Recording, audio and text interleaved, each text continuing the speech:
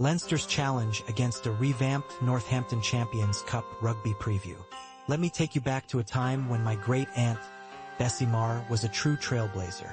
Born into a dairy farming family that made the leap from the lush landscapes of Nenagh in Tipperary to the rugged hills of western New South Wales, Bessie was a whirlwind of energy and intellect. She was a woman who defied the norms of her time, especially after losing the love of her life in the chaos of World War I, choosing to remain single and dedicated to her family and community.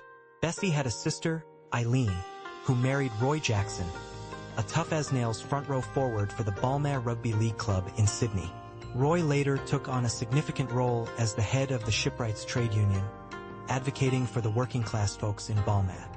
My father's mother, Mary, was the third sister in this formidable trio, and he affectionately referred to them as the Three Riders of the Apocalypse.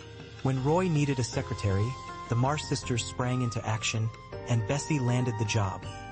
Much to Roy's surprise, as family lore suggests, he didn't get a say in the matter.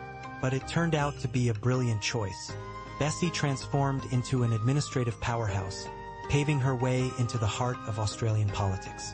A few years later, when Roy was elected as a Labour Party representative in the New South Wales Parliament, Bessie was right there by his side as his head of staff, fiercely advocating for the working-class community.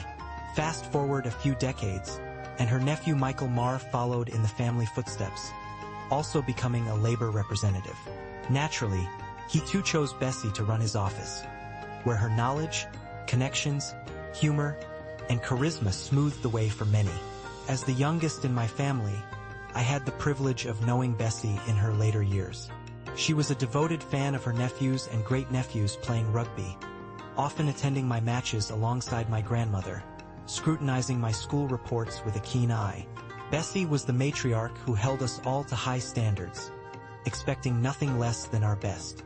In her cozy home in inner Sydney, Bessie shared her space with two rather unusual companions.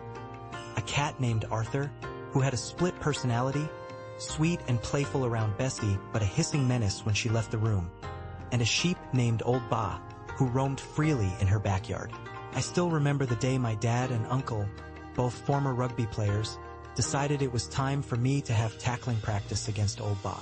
At the time, I thought it was perfectly normal. I approached the sheep, only to be met with a powerful headbutt that sent me folding in half like a deck chair. The laughter from my dad and uncle echoed in my ears as I lay on the ground, realizing I had underestimated my woolly opponent. What I later discovered was that there wasn't just one Old Ba.